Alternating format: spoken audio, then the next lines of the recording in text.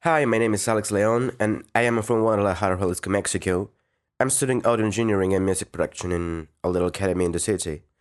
So, welcome to my first class. The topic I am going to talk about this time is the type and usage of important studio cables.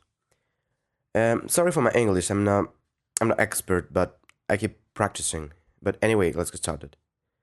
I want to start with something very important: how a cable is made and what it's made of. We can find some different types of cords for this, so we can take a single cord and cut the insulation material. Now we got a twisted piece of copper, but then if we untwist it, we will see a little cord within it. Sometimes we will see two of them. This is for different purposes. But, well, we know that inside a core we can find a conductive and insulating material, but I'm sure all of you know that. This is a TS cable, also known as an instrument cable or a plug cable of a quarter. These are the parts of the TS. Here's the tip.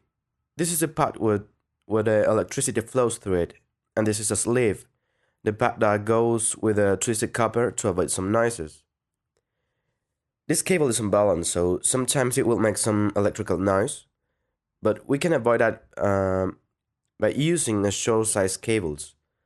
We can use this type of cable for electric guitars, basses, and some typical instruments that goes to an amplification system. An XLR cable, that women know it as a microphone or Canon cable, is a balanced one.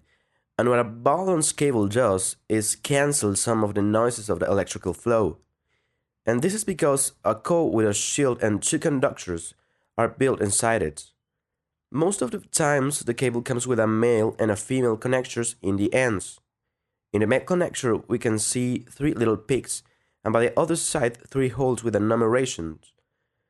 This is for identify the shield and the conductors. This cable is made for many purposes, but maybe one of the most significant uses is to connect microphones to an interface or a mixer or an amplifier system or many other devices. A TRS cable is very similar to a TS, but in this one we have a tip, a ring in the middle, and a sleeve. The ring goes to another conductor, and that gives us some ways to use it. It is known as a quarter stereo cable, and that is one of the uses of this one. We can use it for a non-balanced stereo connection, and some headphones comes with it with this type of cable. But also it can be used for a monovalence connection, just like the XLR cable. There's a smaller version of this one. Um, this is maybe one of the most typical cables that are used out of the studio. We can find it in earphones and speakers, and we can see the jack for it in many devices like music players, computers, portable video games, consoles, and a vast list of applications. An RCI cable is just a peak that sends the signal and the shield is built around it. It's maybe used at home more often than in a studio, and this is because it's just not an audio cable. It can be used also as a video cable, and we can find it in DVDs or Blu-ray players as like video game consoles. And the ports of and we can find the ports in monitors and TV screens. There's loads of combinations of connectors.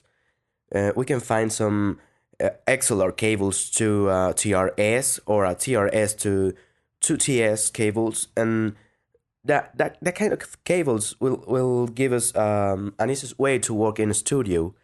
And what I think is very important is to check the materials of the cable, and that will gives us a better quality in the recording. And also we can try to make our own cables to understand how they works. Well, that was all for today, so see you next week.